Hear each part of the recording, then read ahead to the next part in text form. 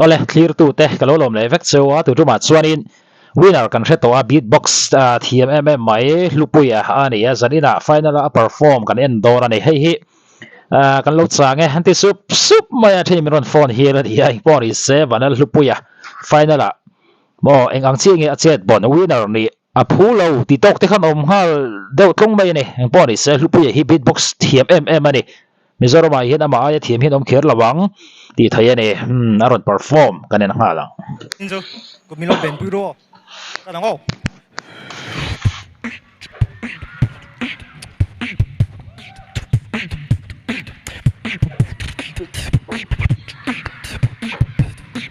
han trai ve ma te u a phulo ti ho khan mo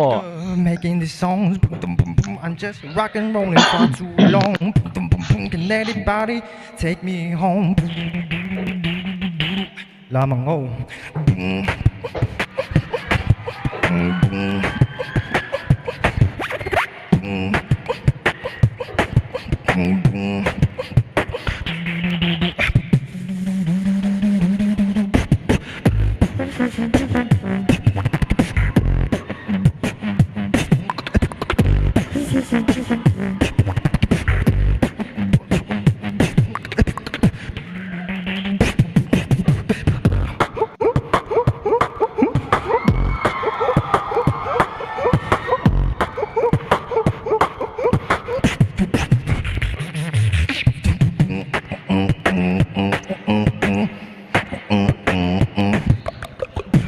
bonnek zel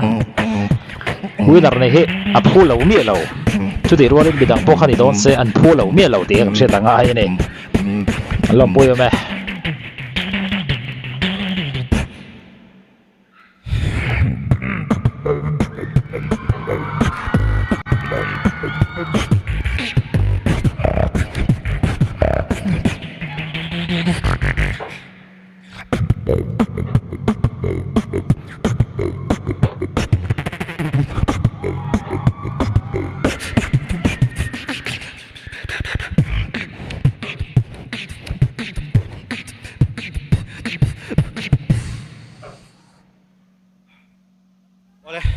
alas nan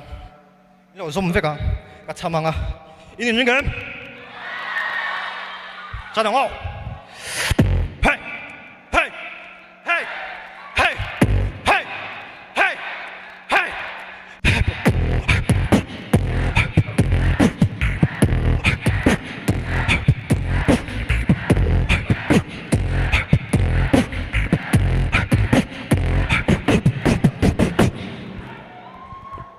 me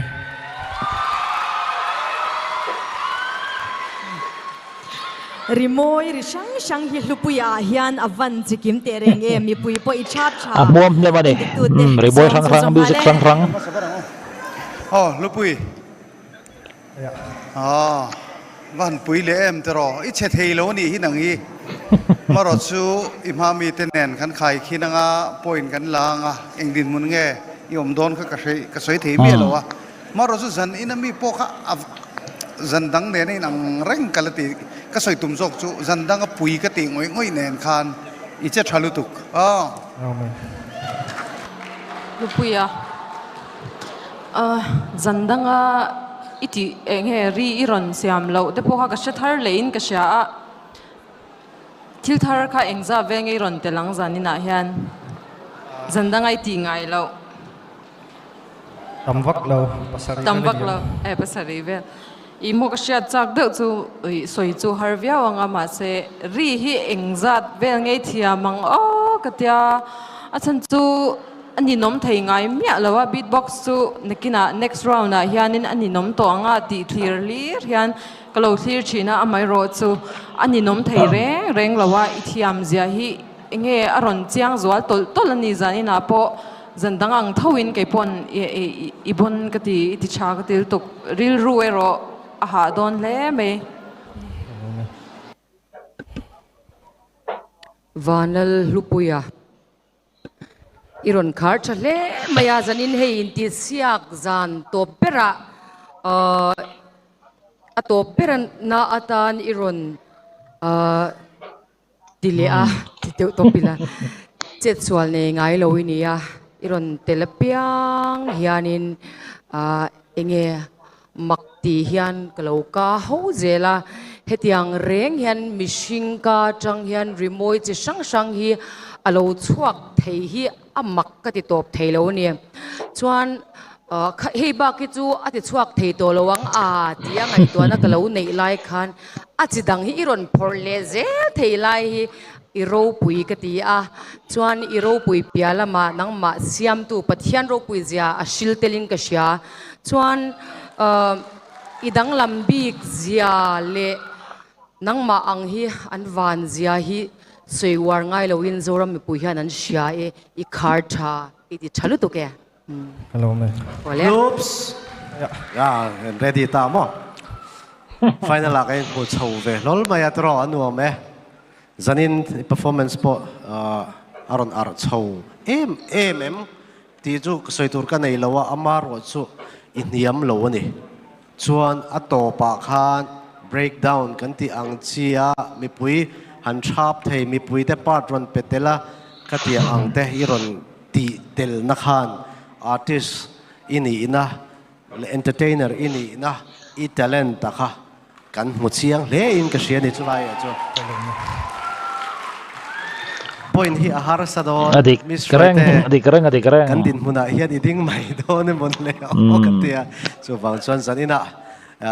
rin na te engkima timing het chung chang te lupsa tin metronome chung chang te ka soi to thina chu tiang chi chuanin heram hian mirin le an soi anga ngam nge ni midik hi kan mamo ani nangma anga timing ang nget tha anga thil ti thap ang hi kan rama hian aram leilung fa te hian kan ram hi kan hum hal anga yani nangma anga I timing hi hum hal ang hian ka chuang che hello me ole lom tu soina toy developin han nei vele lok sala chang zanina poni se winner na chu toy te ka chamanga ini ningan 자동호 헤이 헤이 헤이 헤이 헤이 헤이 헤이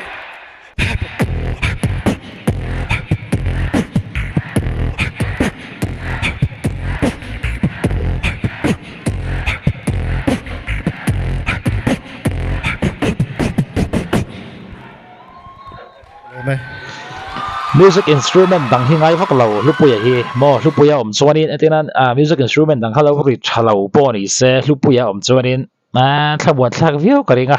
winner ni hi aphu booking ka hria ne ngai mu dan halo soi ve te winner ni phu vek an di towa tuna pu victoria soyang khani ne nge ril ruin ti ha ati po khadik viau dona ni hlupuya hi winner ni aphu khop mai rin oma po ni se phu thau lu si po phu thau trim si po ni sen phu thau ni mala so mi pui winner ber churin oma hi anireng to dona ni ti ero isu chiang viau in ka hria hlupuya kalon pui khop mai LPS Mizo talent a hlotlin khop mai a hlotlin khop mai a heti ganga talent so hlotlin hi lom lo ti thei ni ngai mu dan winner an thlang fuin tiem in lo sei don ne